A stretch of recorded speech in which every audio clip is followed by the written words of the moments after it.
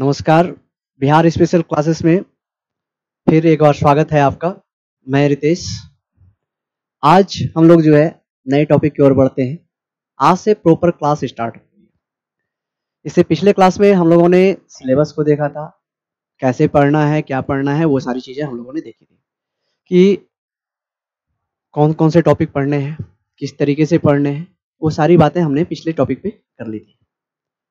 अब जो है आज जो हम लोग बात करेंगे वो बात करेंगे ऐतिहासिक स्रोत या ऐतिहासिक साक्ष्य की। कहाँ पे? बिहार स्पेशल। ठीक है, बिहार में ऐतिहासिक स्रोत कहाँ कहाँ है, नहीं है, कैसे जो है उनके आधार पे जो है इतिहास लिखा गया है, वो सारी चीज़ें आज हम लोग बात करेंगे। तो बिहार के ऐतिहासिक साक्ष्य को पढ़ने से पहले हमें जो है थोड़ा सा बैकग्राउंड जानना पड़ेगा कि बिहार के ऐतिहासिक साक्ष्य अगर पढ़ते हैं तो बिहार साक्ष्य में हम लोग को पढ़ना क्या क्या है। ठीक है, अगर ऐतिहासिक साक्ष्य की बात करूं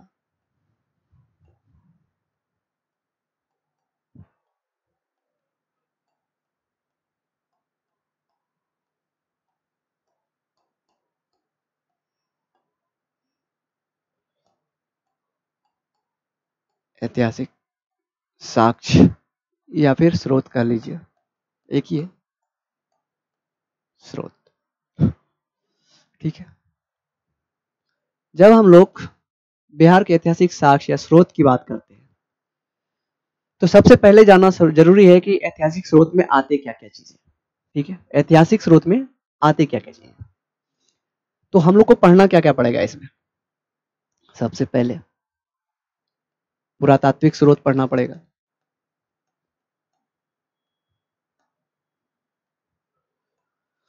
पुरातात्विक स्रोत पढ़ना पड़ेगा जो खुदाई के आधार पे मिले हैं या कहीं उसके जो है साक्ष्य मिले हैं, तो कहाँ से मिले हैं वो सारी चीजें हम लोग देखेंगे। ठीक है, पुरातात्विक साक्ष्य में स्रोत में क्या क्या आएंगे वो भी चीजें जानेंगे हम लोग। उसके बाद हम लोग दूसरा पार्ट देखेंगे इसका साहित्यिक साक्ष्य या साहित्यिक स्रोत।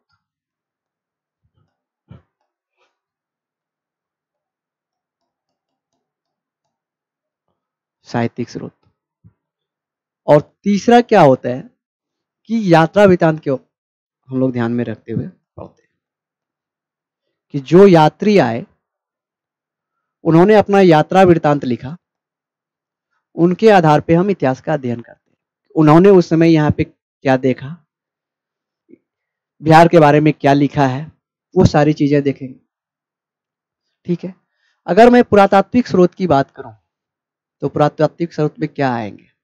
अगर मैं थोड़ा सा बात करूं पुरातात्विक स्रोत की यहाँ पे तो क्या क्या चीज आ सकते हैं। पुरातात्विक स्रोत में आपका आएगा, अगर देखें तो पाषाणिक युग के औजार आ जाते हैं।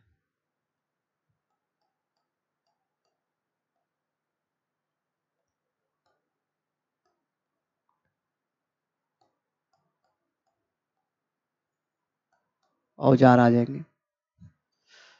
ठीक है, उसके बाद क्या आएंगे, उसके बाद जो है गुफा आ जाते हैं। कहीं कोई पुराना चित्र मिला है, ठीक है, पटचित्र, गुफाओं में चित्र बनते हैं। ठीक है, उनको हम देख लेंगे, उनके अकॉर्डिंग जानेंगे उनमें क्या चीज चित्र बना है। तीसरा क्या आएगा,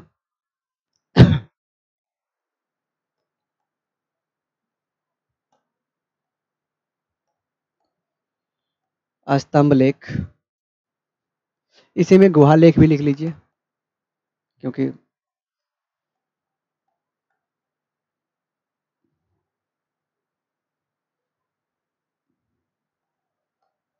गुहा लेख आ जाएगा। इसी के बाद आगे करते हैं,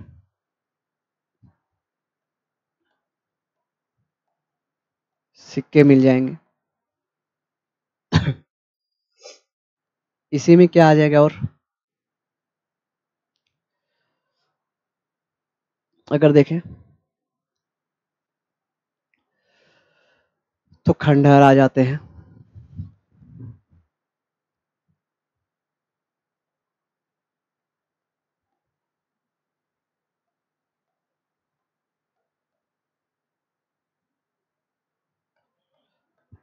ऐतिहासिक,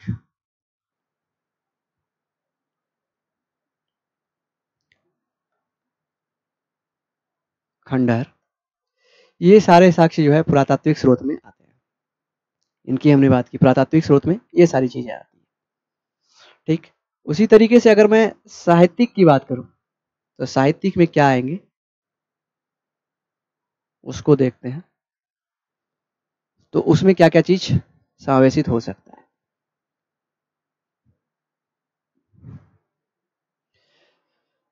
साहित्यिक स्रोत की अगर मैं बात करूं,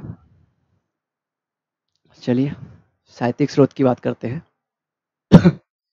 तो साहित्यिक स्रोत में सबसे पहले तो पौराणिक धार्मिक ग्रंथ,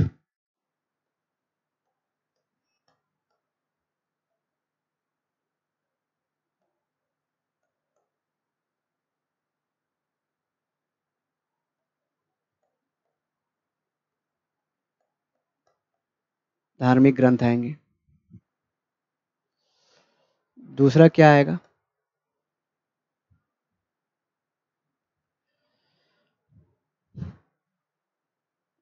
दूसरी की अगर बात करते हैं, ये तो धार्मिक ग्रंथ हो गया। उसी तरीके से किसी के लिखा हुआ पुस्तक, ठीक है, इतिहासकारों के विवरण,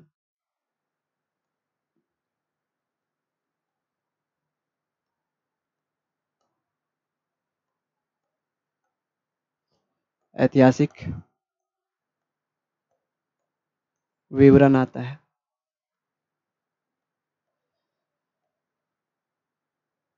जीवन वृतांत आता है, जिसे जीवनी बोल दीजिए, ठीक है।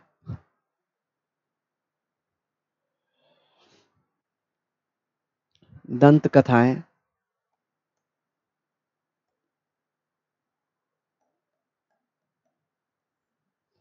दंत कथाएं हैं,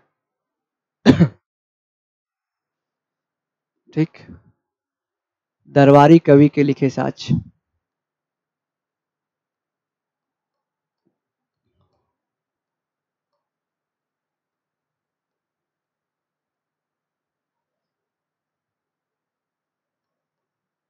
दरबारी कवि के साहित्य,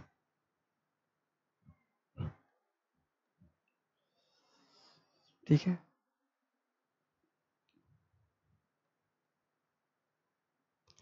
दान पत्र, ये सब जो है साहित्यिक स्रोत में आएंगे, ठीक है। इनकी अगर मैं बात करूं तो ये सारी चीजें जो है साहित्यिक स्रोत में आएंगे। ये तो इनकी बात कर ली हमने साहित्यिक स्रोत की। तीसरे पे चलते हैं, तो यात्रा वृत्तांत। रियल में यात्रा वृत्तांत में है क्या, यात्रा वृत्तांत में वैसे तो अगर मैं बात करूं कि यात्रा वृत्तांत में क्या आएंगे, तो यात्री जो घूमने के लिए आए हैं यहाँ, ठीक है, बिहार में जो है यात्री घूमने के लिए आए हैं, उन्होंने क्या किया है, अपना यात्रा वृत्तांत लिखा है, उनके बारे में लिखा है, ठीक है। यात्रा वृत्तांत की बात करूं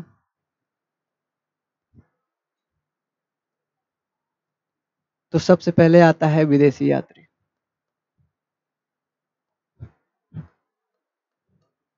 विदेशी यात्री द्वारा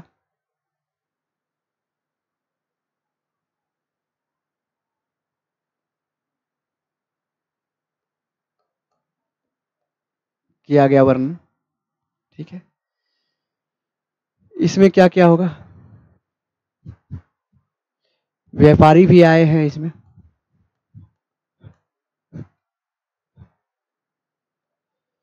विद्यार्थी भी आए हैं विदेशों से पढ़ने के लिए,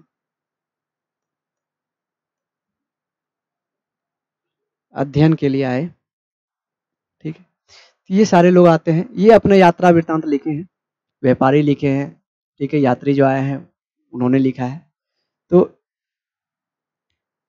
इनके लिखे हुए साक्ष्यों को जो है हम कब मानते हैं और इसको कंप्लीट करते हैं। चलिए यहाँ तक तो बात हुई इनकी, ठीक है। अब हम लोग चलते हैं मेन टॉपिक पे। हम लोग पहले हम लोगों ने जाना कि किसमें क्या चीज आता है। अगर मैं इनकी बात करूं तो सबसे पहले पुरातात्विक स्रोत की ही बात करता हूं मैं। पुरातात्विक स्रोत की ही बात करता हूँ। तो पुरातात्विक स्रोत आप सोचिए एक बार कि पुरातात्विक स्रोत में क्या क्या चीजें हो सकता है। तो अगर मैं इनको पहले अगर मैं प्राचीन भारत की बात करूं, अब मैं अलग अलग चल रहा हूं। प्राचीन इतिहास, ठीक है। अगर मैं प्राचीन इतिहास की बात करूं, ठीक है, तो इसमें क्या क्या चीज आएगा? प्राचीन इतिहास में भी चला जाएगा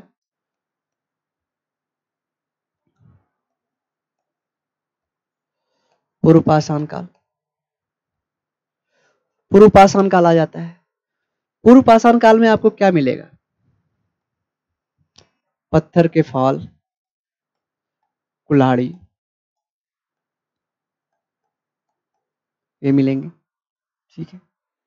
इसी में आगे बढ़ेंगे आप मध्य पाषाण काल।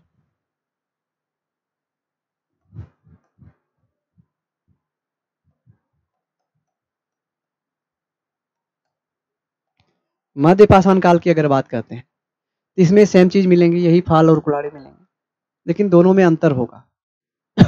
वो अंतर हम लोग देखेंगे। पहले ये बड़े आकार के होंगे, यही अंतर होगा। ये क्या होंगे? बड़े आकार के होंगे। इनका आकार जो है बड़ा होगा। ये धारदार नहीं होंगे, ठीक है, शार्पनेस की कमी होगी।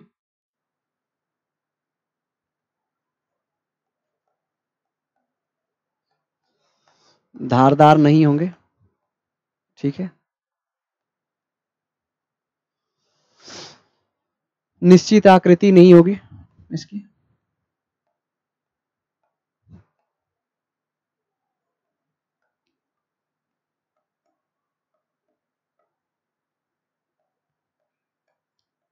क्योंकि अभी डेवलप्ड नहीं है, ठीक है, अभी डेवलप्ड नहीं है, ठीक है। आकार में बड़ा हो ही गया, लेकिन इसमें क्या होगा? इसमें ये चीजों में थोड़ी सी जो है सुधार आएगा। इसमें नवपाषाण काल में इसमें थोड़ा सा सुधार आ जाएगा। सुधार आने का डेट मीन्स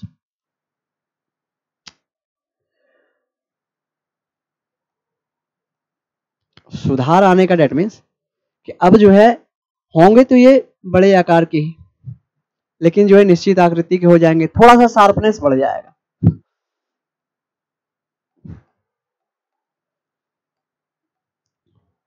धारदार होने लगेंगे, आकृति छोटी हो जाएगी, ठीक। ये चीजें ध्यान रखिएगा, ये चीजें जो है आपका जो है प्रस्तर युग है। कौन सा है? प्रस्तर युग है। तो पाषाण काल की बात हो रही है, इसलिए इसमें ज्यादा जितने भी औजार होंगे वो किसके होंगे? ये जो फाल कुल्हाड़ी ये सब जो बनते हैं, ये बनते थे, ये पत्थर के होते थे। किसके होते थे? पत्थर के औजार होते थे,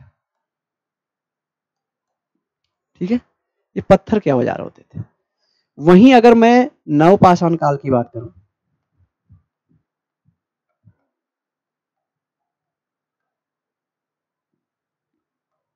नवपाषाण काल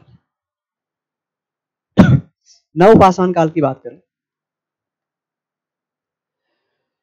तो इसमें क्या होता है कि यही जो फाल कुल्हाड़ी है या खुरपी है, इसमें बढ़ जाएंगे, फाल हो जाएंगे, कुल्हाड़ी हो जाएंगे, खुरपी हो जाएंगे, फाल कुल्हाड़ी,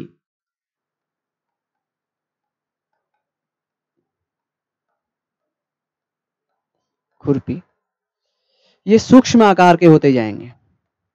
किसके होते जाएंगे?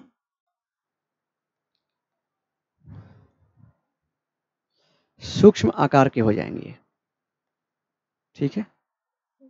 थोड़ा सा अगर मैं इसको ऊपर करूं, चलिए,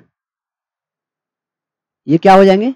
सूक्ष्म आकार के हो जाएंगे, ठीक है। और इसके साथ साथ ही नवपाषाण काल में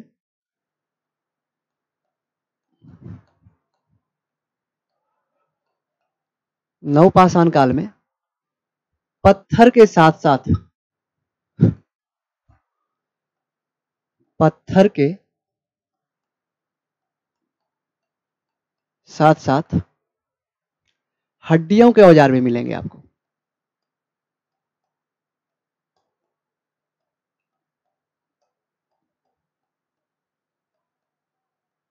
हड्डियों के औजार भी आ जाते हैं, पत्थर के साथ साथ हड्डियों के औजार आ जाते हैं। लेकिन इसकी आकृति क्या होगी? जब हड्डी हो गया तो आप समझ ही सकते हैं कि वो सूक्ष्म आकार के हो जाएंगे। लेकिन धीरे धीरे दोनों में अंतर हो जाता है। क्या अंतर होता है हम लोग देखते हैं अभी। अगर इसी को मैं देखूं, यहां तक हो गया पाषाण युग, इसके आगे अगर हम लोग चलते हैं तो ताम्र पाषाण।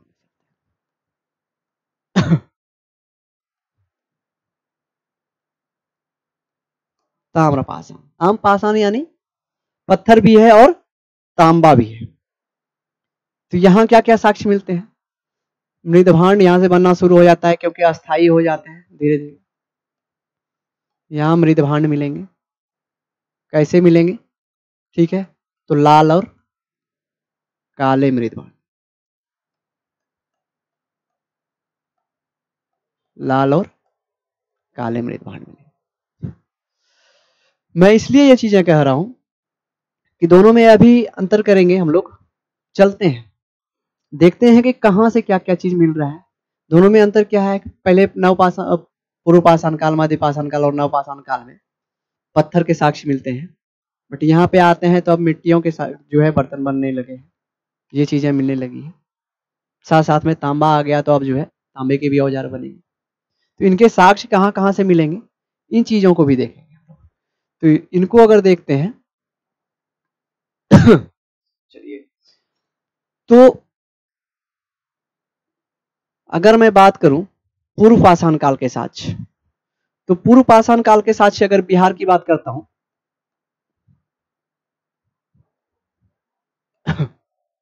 मुंगेर, पूर्व पाषाण काल ले लीजिए, मध्य पाषाण काल ले लीजिए, ठीक है, और नवपाषाण काल, यानी प्रस्तर के युग के जो है साक्ष्य ये मुंगेर में मिलते हैं। क्यों मिलते हैं? इसके पीछे भी है क्यों मिलते हैं ये, इसके पीछे क्या कारण है, मुंगेर में ही क्यों मिलते हैं, वो भी बात करेंगे।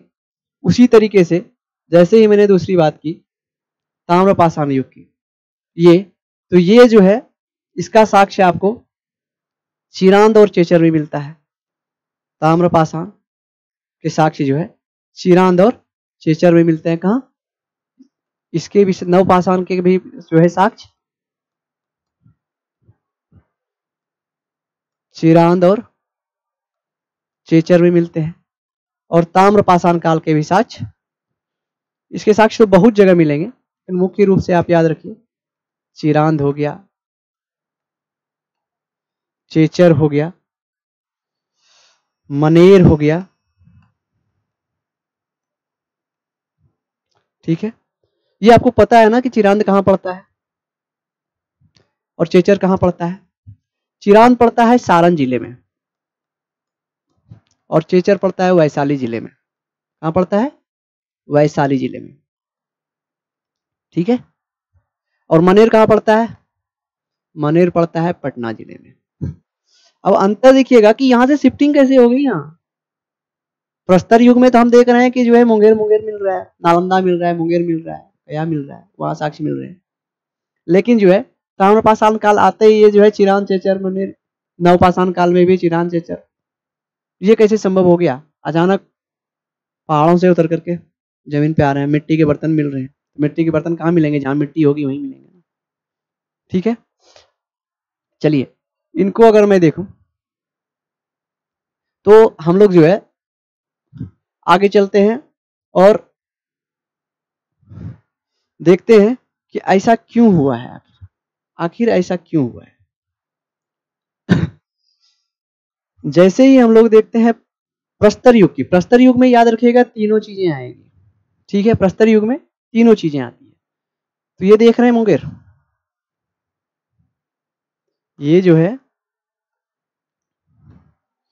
मुंगेर देख रहे हैं आप, ये पार्ट, ठीक। यहां क्या है? यहां है खड़गपुर की पहाड़ी,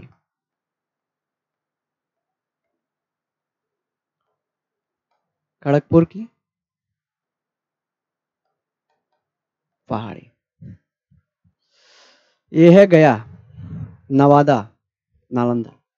ये जो एरिया देख रहे हैं आप और ये जहानाबाद, ठीक है। यहाँ क्या है? यहाँ है बराबर की पहाड़ी।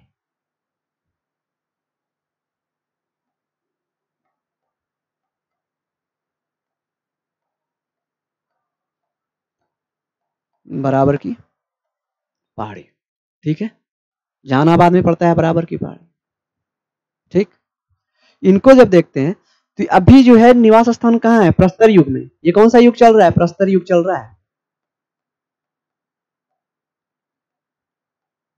तो इसके साक्ष्य कहाँ मिल रहे हैं? यहां मिल रहे हैं। औजार किसके मिल रहे हैं? पत्थर के। औजार किसके मिल रहे हैं? पत्थर के, ठीक है। कारण क्या है? क्योंकि निवास स्थान उनका पहाड़ों पे है। क्यों है? इसके पीछे क्या कारण है? क्योंकि प्रस्तर युग में मानव क्या थे? मानव क्या थे? हंटर थे, शिकारी थे। शिकार पे डिपेंड करते थे, अपना भोजन शिकार से प्राप्त करते थे। तो जानवरों को मारते थे, कंदमूल फल खाते थे। तो ये सब चीजें कहाँ मिलेगी? जहां जंगल होगा।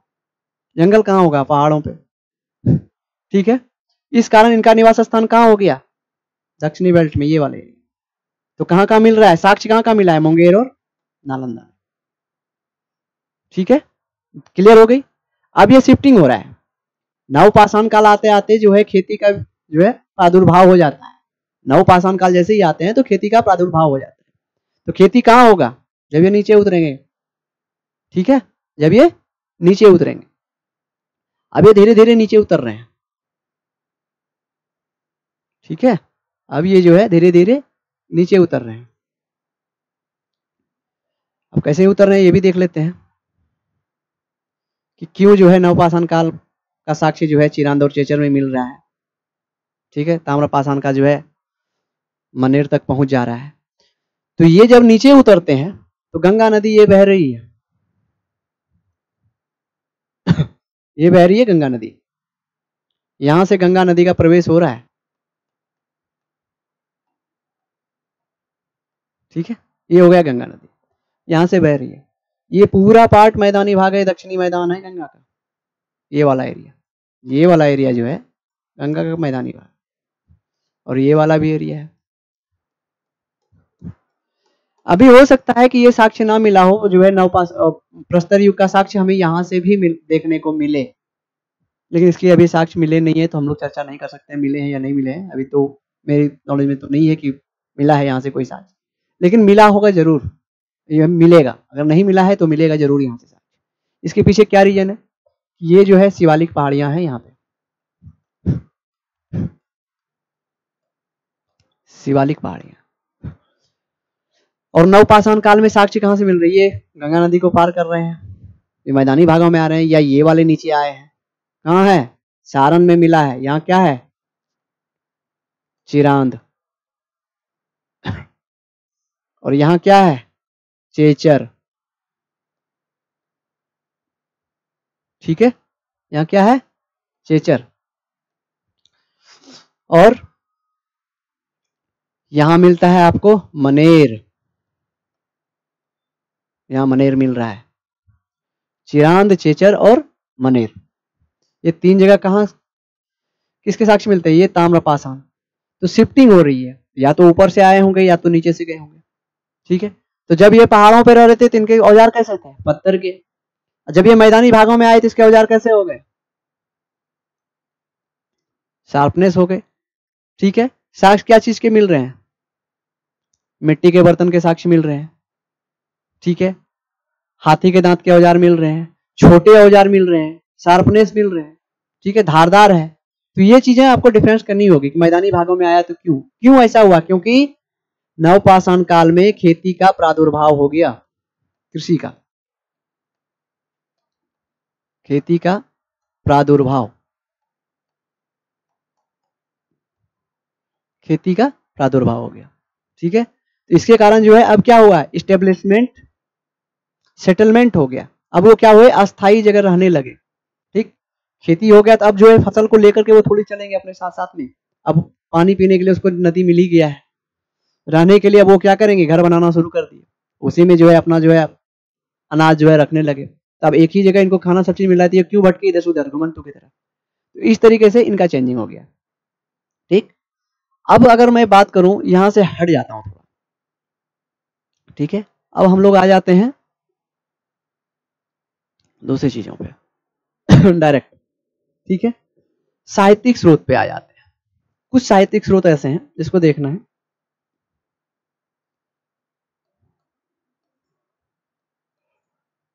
ये जो अभी हमने चर्चा की वो पुरातात्विक स्रोत की चर्चा की, अब हम लोग चलते हैं साहित्यिक स्रोत में। अब आपको जानना है कि साहित्यिक स्रोत में क्या है और क्या नहीं है। साहित्यिक स्रोत में आप देखिए, सबसे पहले अथर्ववेद से बिहार का पता चलता है। सबसे प्रारंभिक साक्ष्य जो है वो अथर्ववेद में मिलता है, ठीक है। अथर्ववेद में क्या है, बिहार का पहला प्रमाण मिलता है, बिहार का पहला साक्ष्य अथर्ववेद में मिलता है, ठीक है। अथर्ववेद में बिहार का पहला साक्ष्य मिलता है।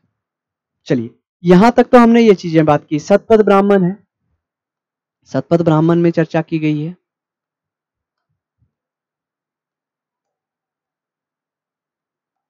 सतपथ ब्राह्मण में चर्चा की गई है। आज की क्लास बोरिंग लग रही है ना, कोई बात नहीं, कभी कभी बोरिंग क्लास भी कर लेनी चाहिए।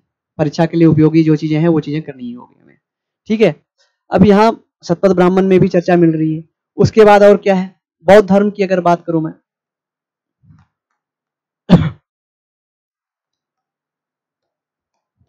बौद्ध धर्म की बात करूं, महावंश है, इसमें आपको बिहार के बारे में मिलेगा, ठीक है। जातक कथाएं हैं, इनमें भी चर्चा मिल जाएगी, ठीक है। और क्या चीज मिलता है बौद्ध धर्म, अंगुत्तर निकाय,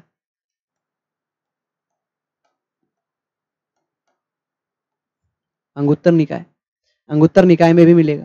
अंगुत्तर निकाय में क्या मिलेगा, 16 महाजनपदों का वर्णन,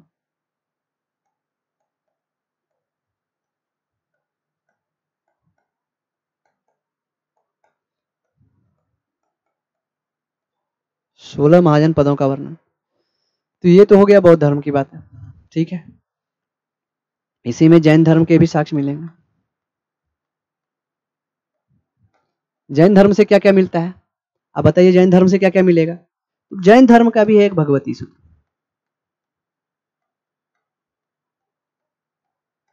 भगवती सूत्र, यहां से इनकी चर्चा हो जाती है, ठीक है। ये तो हो गए बौद्ध धर्म इसके। अब थोड़ा सा और आगे चलते हैं, ये तो साहित्यिक साक्ष्य हो गया। अब अगर दूसरे पेज पे चलते हैं, हम देखते हैं तो यात्रा वृत्तांत की अगर मैं बात करूं,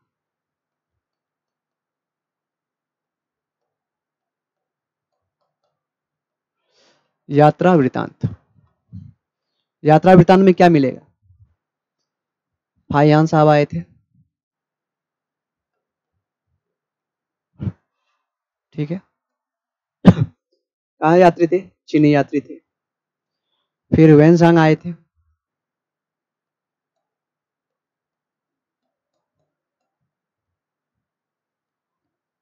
ठीक है। इत सिंह आए थे,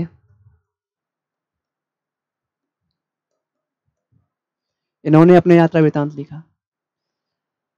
लेकिन लिखा क्या, ये भी चीजें तो जानना जरूरी है। फाहियान ने क्या लिखा, वेनसांग ने क्या लिखा, इत सिंह ने क्या लिखा, इन्हें पता है क्या बोला जाता था, इन्हें यात्रियों का राजकुमार बोला जाता है। किनको, वेनसांग को। तो इन चीजों की अगर मैं चर्चा करूं, अगर फाहियान की बात करूं तो ये लिखते हैं फुकोक की, फुकोक की, और वेनसांग लिखते हैं सियुक की,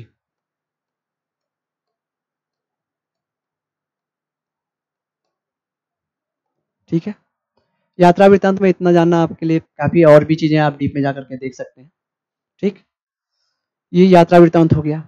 इसके बाद अगर मैं चलूं तो अपने यहाँ के प्राचीन इतिहास में ही अगर मौर्य काल की बात करूं,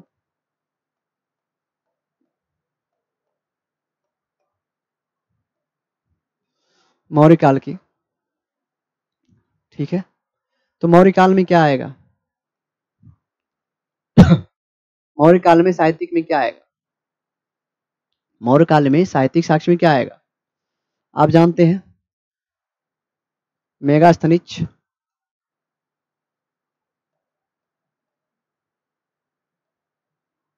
मेगास्थनीज,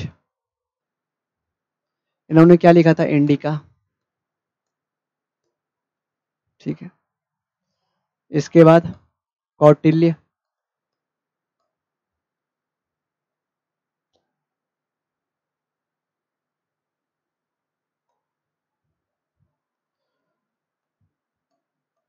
कौटिल्य, इन्होंने क्या लिखा था? अर्थशास्त्र, ठीक है।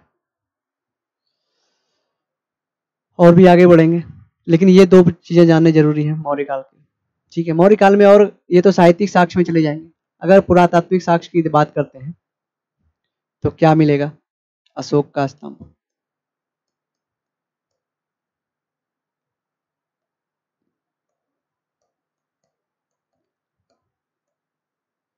अशोक का स्तंभ। अशोक के स्तंभ में कहां कहां मिलेगा?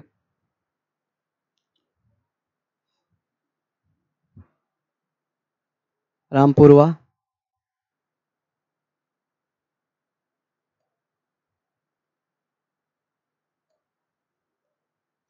रामपुरवा, उसके बाद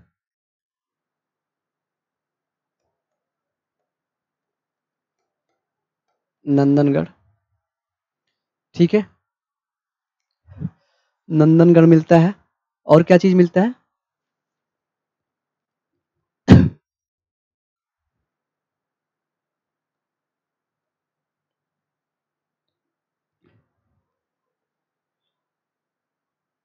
लौरिया नंदनगढ़ हो गया। इसका पूरा नाम अगर देखते हैं तो इसको ऐसे लिख लीजिए आप,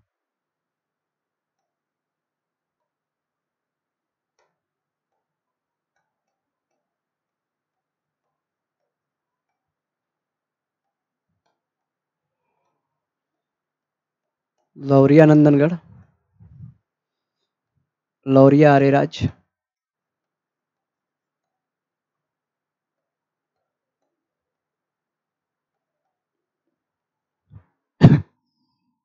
इससे पहले अगर पुरातात्विक साक्ष्य में देखते हैं तो चंद्रगुप्त मौर्य की बात अगर करें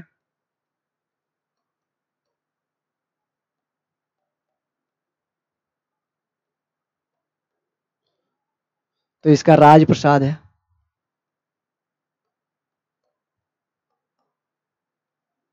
ये लकड़ी का बना हुआ था,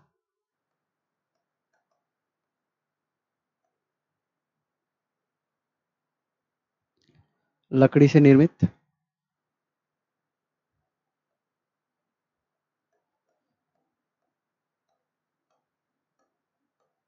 लकड़ी से निर्मित, ठीक है। और भी चीजें अगर देखते हैं, ये तो हो गई इसकी बात है, ठीक है। सिक्के,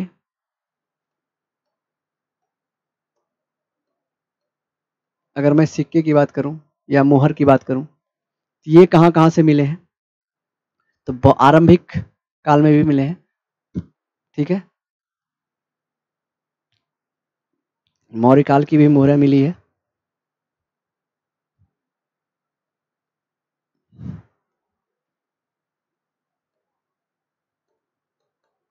ठीक है। प्रारंभिक काल से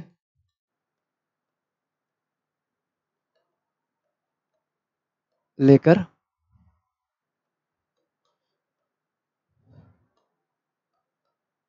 गुप्त काल के सिक्के वृतायत मात्रा में मिले, ठीक है।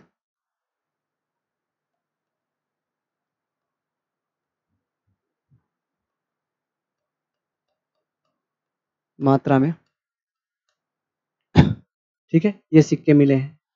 इनके बाद अगर मैं और भी बात करूं तो गुफा चित्र की अगर मैं बात करता हूं तो गुफा चित्र भी मिले हैं।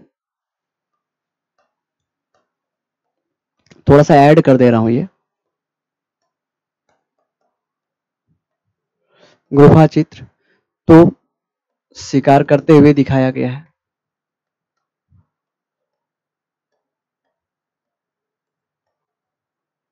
शिकार करते हुए चित्र है, ठीक है, गुफा चित्र में मिला है। ठीक, यहां तक तो बात हो गई हमारी साहित्यिक स्रोत। और भी और कुछ चीजें अगर इसमें मिलती है तो वो भी चीजें हम लोग बात करते हैं। चलिए पेज ही आगे कर लेते हैं। आता है मिथिला के, ठीक है, कुछ इधर की बात करेंगे। अभी हम लोग मॉडर्न में नहीं लिए हैं ज्यादा, तो मिथिला में जो है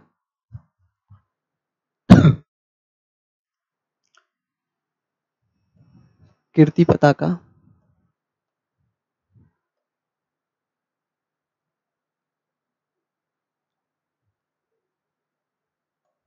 कीर्ति पताका, कीर्ति लता, ये किनके हैं? विद्यापति के हैं। ठीक है, ये दोनों किसके हैं? विद्यापति के। तो ये चीजें याद रखिएगा कि कहां से क्या चीज मिलता है और क्या चीजें हैं। कीर्ति लता और कीर्ति पताका ये दोनों जो है विद्यापति के ग्रंथ, विद्यापति ने लिखा है ये। ठीक, ये मिथिला क्षेत्र में है साहित्यिक स्रोत। यहां तक तो हमने बात कर ली साहित्यिक स्रोत की। अब एक एक चीजें हम लोग आराम से पढ़ेंगे जब हम लोग जो है बात करेंगे। मान लीजिए कि जब हम लोग जो है स्तंभ लेख की बात करेंगे, गुहा लेख की बात करेंगे, जब हम लोग प्रॉपर वे में पढ़ेंगे, दो चीजें जब अलग से चलते हैं, ठीक है, तो उनके वर्णन करेंगे हम, कैसी वहां पे शिक्षा पद्धति थी, कैसे क्या चीज था। तब हम लोग जो है महाविहार के बारे में पढ़ेंगे, नालंदा महाविहार के बारे में पढ़ेंगे, विक्रमशिला महाविहार के बारे में पढ़ेंगे। उसके लिए हम लोग अलग से स्पेशल क्लास लेंगे। ठीक है, आज के लिए हमें साहित्यिक साक्ष्य आप लोग को पढ़ाना था। ठीक है, तो साहित्यिक साक्ष्य में क्या चीज आता है, कहाँ कहाँ से क्या चीज मिले हैं, किसने क्या चीज लिखा है, ठीक, ये सारी चीजें हमने ये चीजें कर दी है। अगर मध्यकाल की बात करेंगे तो आप लोग जानते ही होंगे, तबकाते नासरी, ठीक है, मिनाज ने लिखा था। उसी तरीके से अगर हम लोग बात करते हैं, शेरशाही अब्बास वरजी ने लिखा था, सरवानी अब्बास सरवानी, ठीक है, तारीखे फिरोज शाही बर्नी ने लिखा था। तो ये सारी चीजें आप पुस्तक के नाम जो है और भी याद कर सकते हैं, बुक से देख करके इसको डीप में पढ़िए थोड़ा सा, ताकि आपको भी अच्छा लगे। ठीक है, सारे काम अगर मैं यहीं पे कर दूंगा तो फिर जो है आपके लिए आसान नहीं रहेगा सब कुछ, फिर और ज्यादा टफ हो जाएगा। अगर ये चीजें आप सोचते हैं कि मैं सारी चीजें यहाँ लिख दूं एक बार में और आपको बता दूं तो इससे आपका जो है काम आसान हो जाएगा, नहीं सर, ये गलत फहमी है आपकी, ये गलत फहमी मैं दूर कर देता हूँ आपको। जब तक आप खुद से नहीं पढ़ेंगे, खुद से नहीं सोचेंगे, खुद से नहीं करेंगे, मैं सिर्फ आपको डायरेक्शन दे रहा हूँ कि आपको इस तरीके से पढ़ना है, यहाँ पे ये चीजें हैं, इसमें और क्या चीजें हो सकती है वो भी चीजें हैं, देखना है आपको। ऐसा नहीं कि बस सिर्फ ये चीजें। अब मिथिला क्षेत्र की मैं बात करूं तो ये वर्ण रत्नाकर एक पुस्तक है, ठीक है, वर्ण रत्नाकर, ठीक है। अब इसके लेखक कौन है? जो ज्योतिरीश्वर है, ज्योतिरीश्वर। अब इतना जानने की क्या जो है, ये आपको कब पता चलेगा? जब आप खुद से पढ़ेंगे, बुक को पढ़ेंगे थोड़ा सा, तब आपको सारी चीजें पता चलेगी। पढ़ना कैसे है, ये चीजें हैं, कहाँ से क्या चीज लेना है, किस तरीके से लेना है, ये आपको चीजें मैं बता दे रहा हूँ आपको। इससे क्या होगा कि आपका जो है बेस मजबूत होगा। जब आप खुद से सर्च करेंगे, खुद से देखेंगे, खुद से पढ़ेंगे, उसका अपना नोट्स बनाएंगे, तो वो चीजें। मैं आपको कोई भी चीज लिखवाने वाला नहीं हूँ, स्पष्ट है। ये चीजों का आप ध्यान रखिएगा कि मैं आपको कोई भी चीज लिखवाने वाला नहीं हूँ कि मैं खड़े होकर के आपको लिखवाऊं कि ये चीजें आप लिख लीजिए। नहीं, जो आप क्लास ले रहे हैं एट ए टाइम आप कॉपी और पेन लेकर के बैठिए, ठीक है, एट ए टाइम नोट कीजिए। इससे क्या होगा कि आपका कंसंट्रेशन बिल्कुल जो है क्लास पे रहेगा। और जब कंसंट्रेशन सारी चीजें रहेगी, दिमाग भी काम करेगा, जो है कान भी काम करेगा और आंख भी काम करेगा, तीनों चीजें अगर जो है मिश्रित रूप से एक जगह फोकस होगी तो जो है कंसंट्रेशन लेवल और हाई हो जाएगा। और उससे क्या होगा कि आपको जो है बार बार एक ही चीजों को रटने की जरूरत नहीं पड़ेगी। आप समझ लीजिएगा कि कैसे क्या चीज हुआ है, तो वो चीजें आपको जो है फुलफिल होगा। अभी जैसे मैंने ये बताया आपको, एक चीजें मैंने यहाँ से बताया कि पहले पत्थर के थे, फिर जो है बाद में ये चीजें हो गई। ठीक है, ये कैसे आया यहाँ से, पूर्व पाषाण से नव पाषाण और जो है ताम्र पाषाण में आते ही जो है मैदानी भागों में चले गए, क्योंकि खेती का विकास हुआ, नीचे चले गए। अब उनको पत्थर के औजार की क्या जरूरत है, अब तांबा मिल रहा है, फिर उसके बाद लोहा मिलेगा, कुल्हाड़ी मिलेगी। ठीक है, तो वो जो है फल मिलेगा, तो वो क्या करेंगे, जोतेंगे खेत को, किसे, लोहे के फल से जोतेंगे या पत्थर का फल लगा करके जोतेंगे, आप ही सोचिए। तो लोहे के फल से जोतेंगे, तो धीरे कहाँ जोतेंगे, जमीनी जहाँ भूमि होगा वहीं तो जोतेंगे, वहीं तो खेती करेंगे। तो वो भूमि की खोज में और नीचे चले आए धीरे धीरे। जैसे ही जो है कृषि का ज्ञान हुआ, धीरे धीरे नीचे आए। इसमें कॉन्सेप्ट है, पहले कहाँ था, कहाँ मिलेगा, तो आपको देख लिए, अगर इधर पहाड़ी एरिया में कोई एरिया दिया रहता तो यहाँ से भी मिलता।